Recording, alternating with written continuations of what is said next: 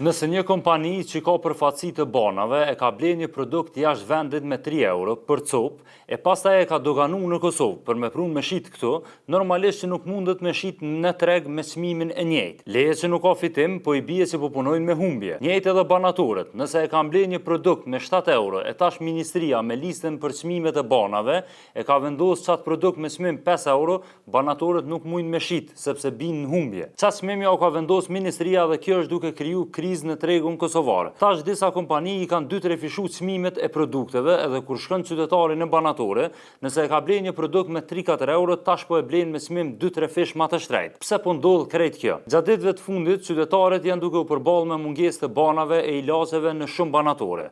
Në fakt me mungesë janë duke u përballë edhe vetë banatorët, po edhe kompanitë që i furnizojnë ato. Krejt kjo situatë është duke ndodhur pas vendimit për listën e çmimeve të banave që ka hyrë në fuqi me 1 shkurt të këtij viti nga Ministria e Shëndetësisë. Pra lista e cila ka pas për qëllim me caktuar një çmim me të cilin kompanitë e banatorët mujnë me shit disa produkte farmaceutike. Tash kompanitë që kanë përfaqësi të banave nuk po arrin me importu bana e ilaçe, shkaku që çmimi është tepër i lirë që e ka vendosur ministria. Edhe me sa çmim këta nuk munden me imbulu as shpenzimet e kompanisë, pra shpenzimet e veta për me sjell mallin në Kosovë.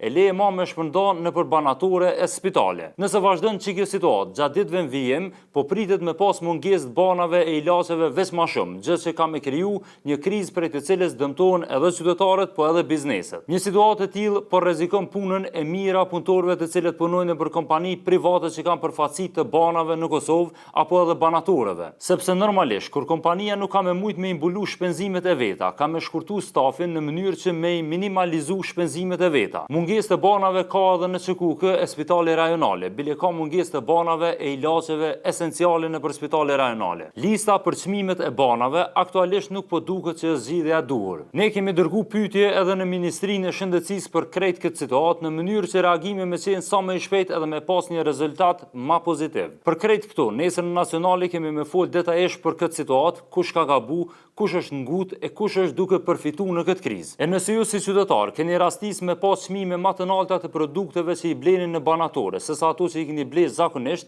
mos hezitoni me i fotografu faturat edhe me na i dërgu në Nacionale ose në Facebook tekon ose Andromaku.